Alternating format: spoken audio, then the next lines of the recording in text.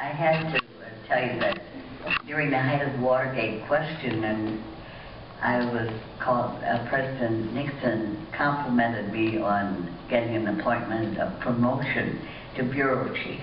I've head of 3 people, 2 people, I think. It was a big deal for me, but anyway, he complimented me at the start of a news conference, and I came with a very tough, you might say, loaded question on Watergate. And I was really in a dilemma. Do I ask this question? What can the American people think of me? Here the president's being so nice, and I'm going to slap him in the face.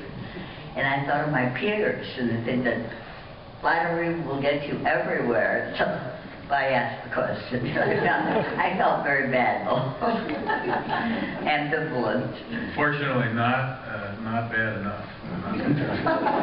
Right, not bad enough. Diabolical.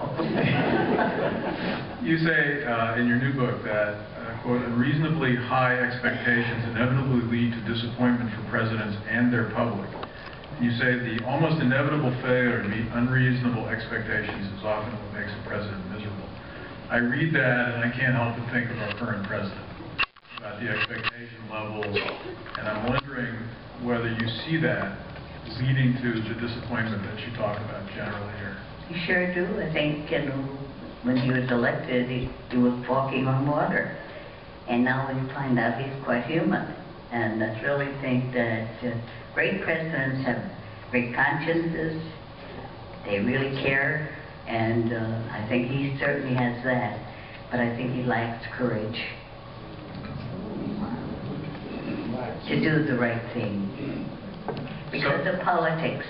So it's not, I mean, because he's certainly been slammed a little bit for indecisiveness, but you think it's another issue altogether. In every way, but I do think he needs to be bolder. He has to stick to his guns, especially on health care.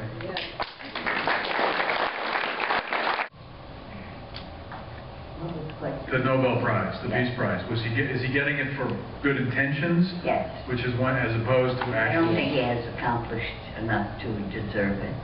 But at the same time, it's a great thing to try to live up to. To some extent, but do you consider yourself, are you happy to sort of come out as a progressive, as a political liberal? How would you describe your politics now that you're able to actually use... Well, everybody knew him as a big loudmouth liberal before that, but I couldn't put it in my copy. Right. Now I can tell the world, and yes, I'm enjoying it. I wake up, well, when the editor first looked at my copy, it said, this is wire service, Dusty. You know, where is the edge? What is it? I said, what do you mean? They said, your opinion. I said, my opinion? So I say, now I wake up every morning and say, who do I hate today?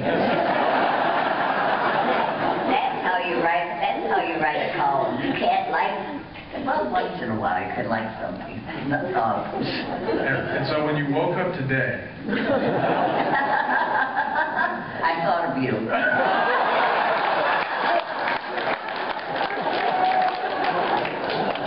Well, fortunately you do that every day, so 24 hours. Who is the best? You talked about managed news, and I think the phrase started maybe in the Kennedy era or after that, but who is the best at managing news in terms of the Reagan people. They, you know, they picked the story of the day they had to focus on. They knew that he would be able to perform so well on that, and everything else was extraneous.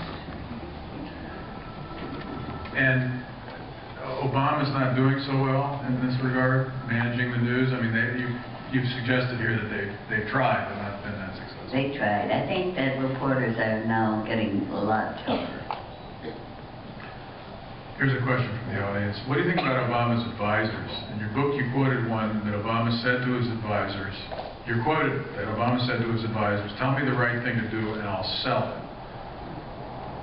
Which doesn't sound like a guy who necessarily is going to instill you with confidence about, as you say, his courage, but are they telling him the right thing to do is the question here. I think his advisors are good, and they're also basically new to Washington. I think they're learning too. You know, I think that there's no such thing as bipartisanship. And I think that he's trying too hard to find his way with the other side. Stop catering to the Republicans, because they're not going to help him. Like Lindbeck or even Rush Limbaugh necessarily present themselves as news people, journalists. But this question goes to the point. I think they're very effective. I think they're effective in the country, and I think they sway opinion a lot, to my sorrow. And do you think that I mean, I remember going to a dinner once some years ago where right after Arianna Huffington had become a Democrat. And she was there, and I guess Larry David's wife, who was very active in the Democratic Party, and a number of people from the Clinton administration, and they were all bemoaning the fact that the world had gone to hell in a handbasket because Fox News, Rupert Murdoch ran the news, George Bush was president, and everything had gone away that they had believed in. They felt no handhold. And it struck me, and Norman Lear was there, it struck me that in this room were people who probably, particularly Norman Lear, could put their finger on the pulse of culture and understand it, as he did for many years as a TV producer, and why they couldn't be more entertaining.